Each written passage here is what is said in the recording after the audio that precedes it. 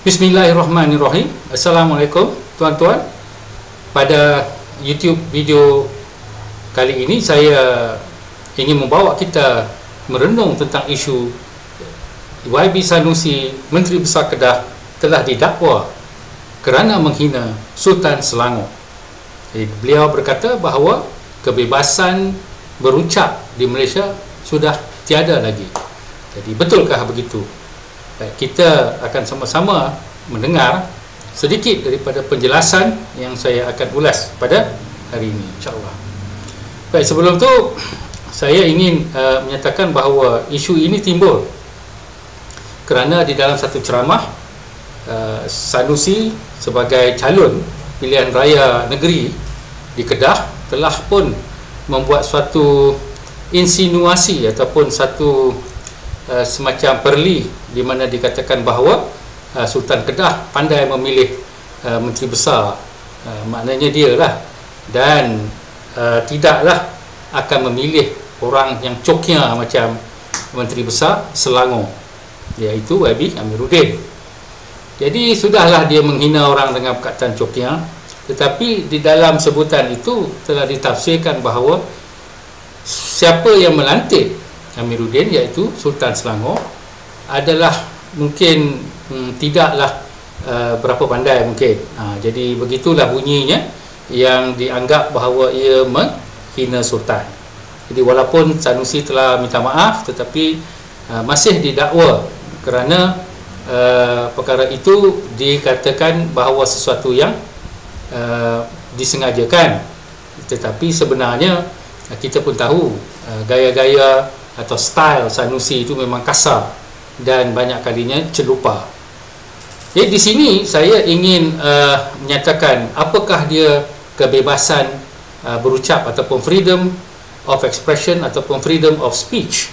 Satu dari sudut aspek demokrasi yang dipraktikkan di Amerika Syarikat, dan satu lagi mungkin di dalam praktiknya kita di Malaysia ini, iaitu dari sudut legal aspect ataupun perundangan.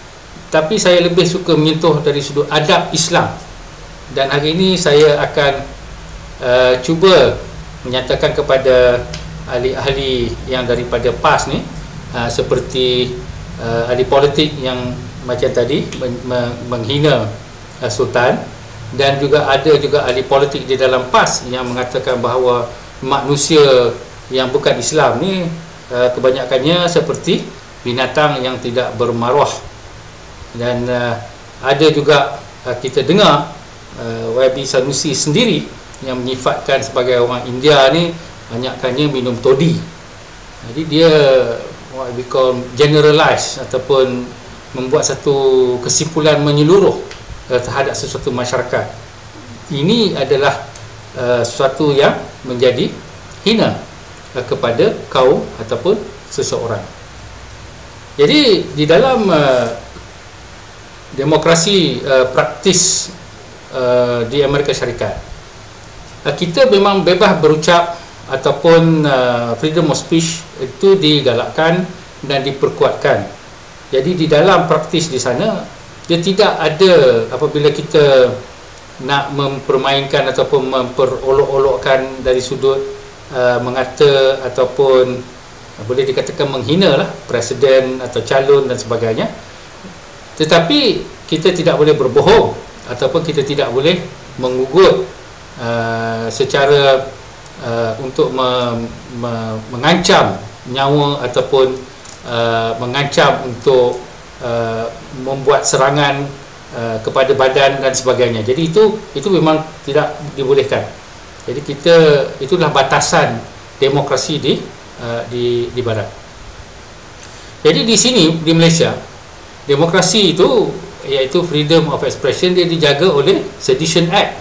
Walaupun saya bukanlah seorang peguam, tapi saya fahamlah bahawa satu aspek yang cukup diawasi adalah sedition, apabila kita berucap untuk melaga-lagakan satu kaum dengan kaum yang lain.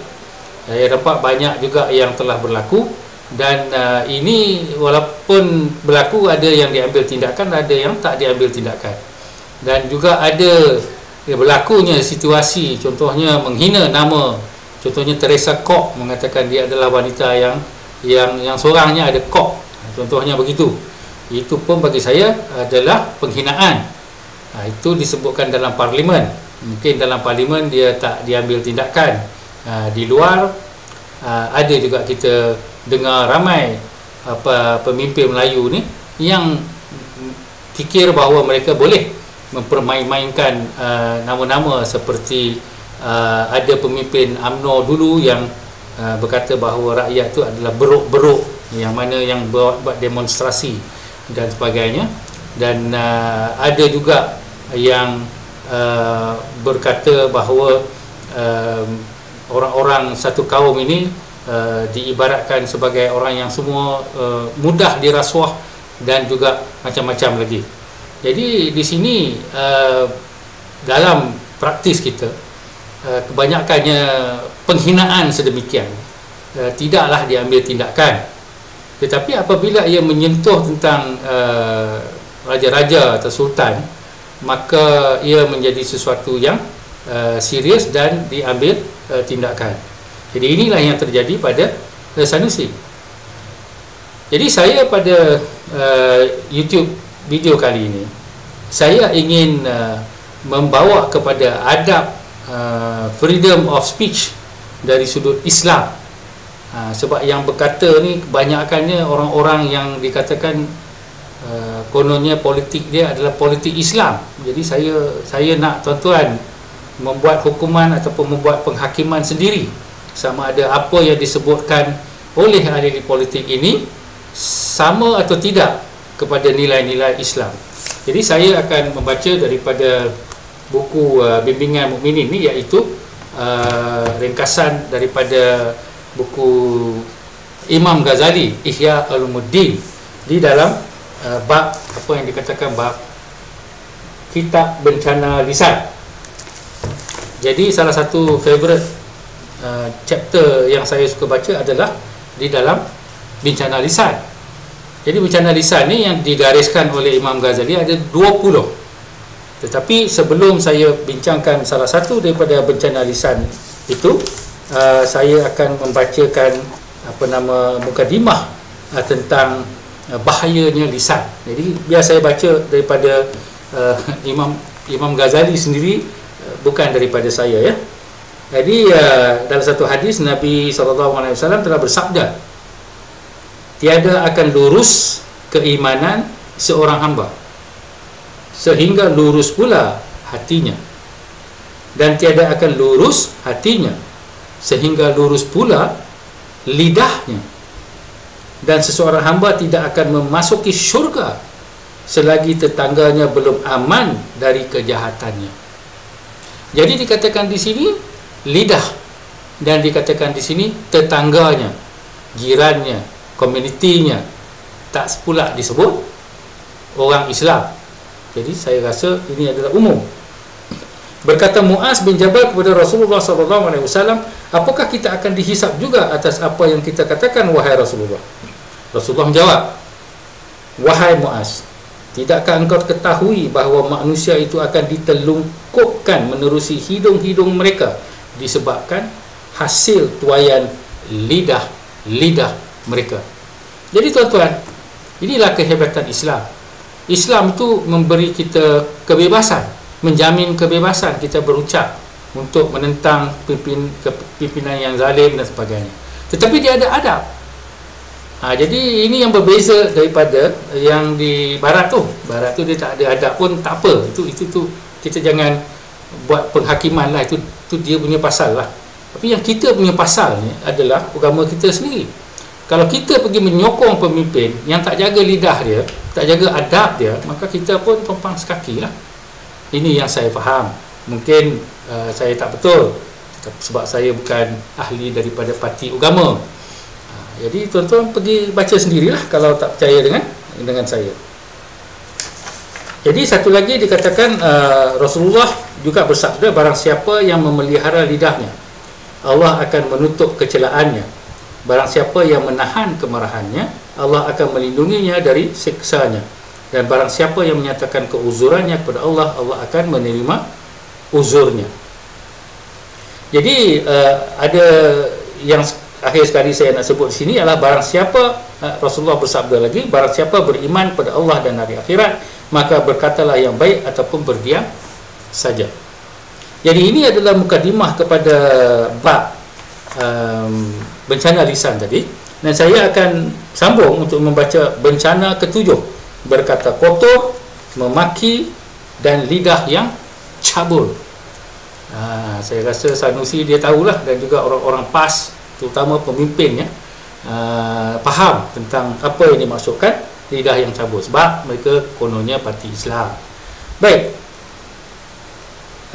sifat-sifat ini juga amat dilarang oleh agama, ni kata Imam Ghazali, ya, dan ia dikira antara sifat-sifat yang tercela yang bersumber dari kejahatan dan kedurjanaan. Ingat tadi kata daripada hadis hati tu. Jadi lidah kita ni dia mencermin kepada hati kita. Jadi hati kita tu memang hati yang tak betul. Kalau kita lidah tu dia lepas macam tu saja. Jadi Rasulullah SAW bersabda, waspadalah kamu dari kata-kata yang kotor, kerana sesungguhnya Allah Ta'ala tiada suka kepada kata-kata yang kotor dan perilaku yang cabul. Jadi kata ulas Imam Ghazali, Rasulullah SAW pernah melarang para sahabatnya supaya jangan memaki kaum musyrikin yang terbunuh di dalam peperangan Badar. Sabdanya, janganlah kamu memaki-maki mereka itu, yakni orang-orang musyrikin yang terbunuh di dalam peperangan Badar itu, sebab caci makimu itu tidak akan memberikan apa-apa kesan kepada mereka, malah sebaliknya kamu akan menyakiti hati orang-orang yang masih hidup dari keluarga si mati itu. Ketahuilah bahawasanya kata-kata yang kotor itu adalah suatu kejahatan. Jadi dikatakan dalam satu hadis, Rasulullah berkata, bukanlah seorang mukmin itu yang jadi pencaci, pelaknat, bukan yang suka berkata kotor atau yang lidahnya suka menyebut kata-kata yang hina. Jadi di sini tuan-tuan baca sendirilah. Dikatakan bahawa dengan orang musyrikin pun kita tak boleh nak sebut. Apa kata lagi Teresa Koch, orang India kaki minum, dan orang bukan Islam ni asyik ataupun senang sangat nak dikorap, walaupun yang banyak kena tangkap orang-orang kita lah, maaf cakap. Tapi inilah yang kita katakan bahawa kita tak kenal agama. Kita kenal mengikut orang yang celupa mulut, yang kuat melaung sana melaung sini, dan juga ada yang kononnya menggunakan ayat Quran untuk memusuh-musuhi antara kita dan sebagai kaum. Jadi di sini kita lihat bahawa kita harus menjaga hati, walaupun orang-orang yang bukan Islam, ini dikatakan orang musyrikin yang berlawan atau berperang dengan umat Islam. Jangan pula daripada jiran-jiran kita yang menjadi warga negara satu negara, menjadi jiran tetangga kita, menjadi cikgu kita, menjadi doktor, menjadi apa, semua kaum-kaum lain yang bukan Islam. Jadi kita harus menjaga lidah kita. Jangan kita kata kita orang Islam, kita bagus, jadi orang lain tu tak apalah kita buat begitu. Jadi itulah yang saya nak sampaikan, iaitu berkenaan dengan freedom of speech dari sudut Islam.